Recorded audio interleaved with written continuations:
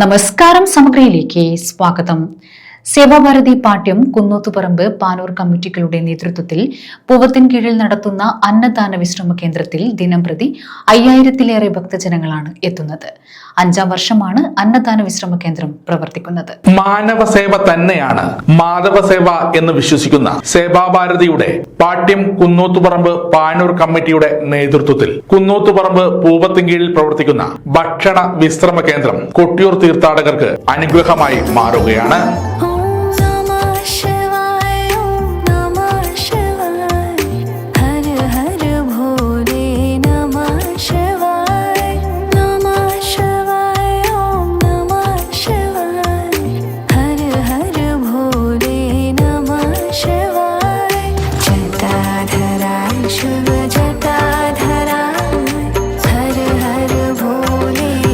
May 29 മുതൽ June 20 വരെയാണ് ഭക്ഷണ വിശ്രമ കേന്ദ്രം പ്രവർത്തിക്കുക.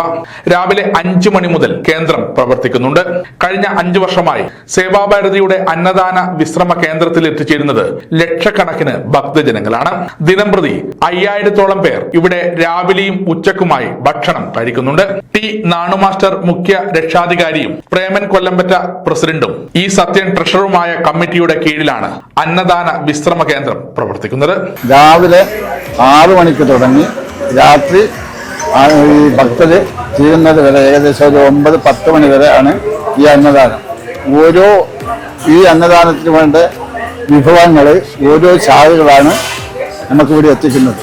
ഇന്ന് പ്രത്യേകിച്ച് മരുന്നമ്പോയിൽ ശാലയാണ് ഈ അന്നദാനം നടത്തുന്നത്. ഇത് തുടർന്നും ഇനിയും അങ്ങോട്ട് ഇത്തരം നല്ല കാര്യങ്ങൾ ചെയ്യുന്നതിൽ ജനങ്ങളുടെ നല്ല ഒരു പിന്തുണ ഞങ്ങൾക്ക് ഉണ്ട്. അപ്പോൾ ഇതിന്റെ പ്രസിഡന്റാണ് ഈ നിൽക്കുന്നത്.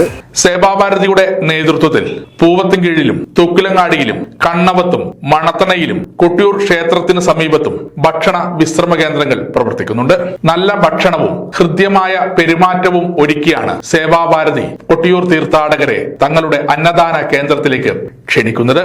കൊട്ടിയൂർ വൈശാഖ മഹോത്സവത്തിന് വരുന്ന ഭക്തന്മാർക്ക് 29-ാം തീയതി മുതൽ ജൂൺ 20-ാം തീയതി വരെ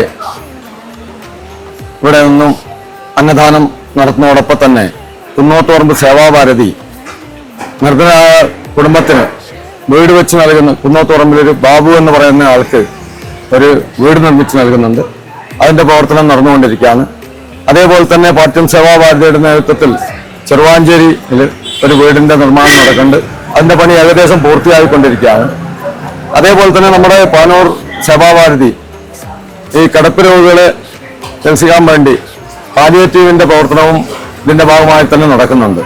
അങ്ങനെയുള്ള നിരവധി സേവാ പ്രവർത്തനങ്ങൾ ഈ സേവാഭാരതിയുടെ കീഴിൽ നടക്കുകയാണ്. അതിൽ ഒന്ന് മാത്രമാണ് കൊട്ടിയൂർ വൈശാഖ മഹോത്സവത്തിന് വരുന്ന ഭക്തന്മാർക്ക് ഉള്ള അന്നദാനം. സമഗ്ര ന്യൂസ് പാനൂർ.